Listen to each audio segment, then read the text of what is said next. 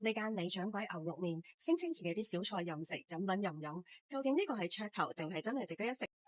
呢間係位於中山站2號出口嘅牛肉麵店。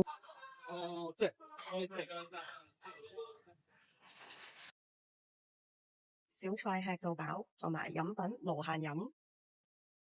小菜有成8款咁多，同埋有自製辣椒醬。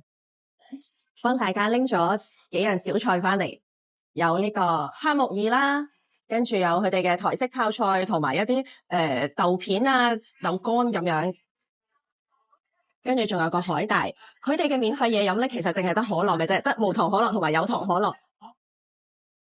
我哋而家即刻試下先。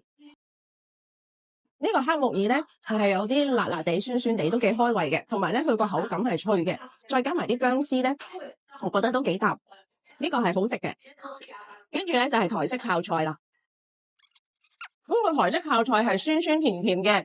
呢個台灣嘅椰菜，佢又有本身椰菜嘅甜味。呢個係我平時就好中意食嘅嘢嚟㗎。再試埋個豆乾。呢個豆乾好入味，佢表面上仲有啲蒜粒喺度，所以咧佢係好香嘅蒜頭味，再加埋啲麻油嘅香味，呢個好好食。佢啲牛肉都幾多，同埋都幾大嚿嘅。然後咧個配菜可以揀紅油抄手或者雲吞雞湯，我揀咗雲吞雞。佢啲麵係幼麵嚟嘅，係有咬口，煙煙韌韌，係啲靚嘅麵質。另外咧再試下個牛肉，牛肉係有咁大嚿。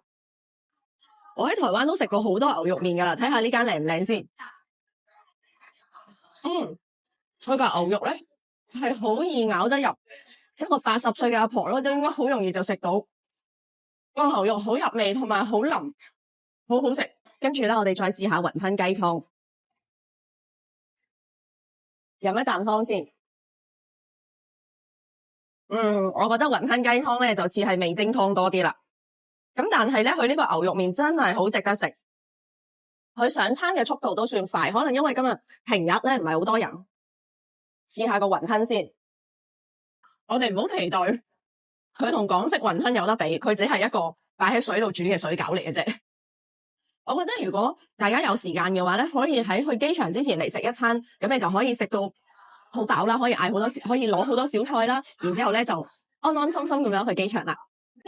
再提一提大家，去呢度咧小菜任食同埋嘢飲任飲咧係需要嗌一個套餐嘅，而且係冇得 share， 佢每一個人最低都要嗌一個套餐，咁所以咧我覺得擺喺最後一餐咧就係最適合啦。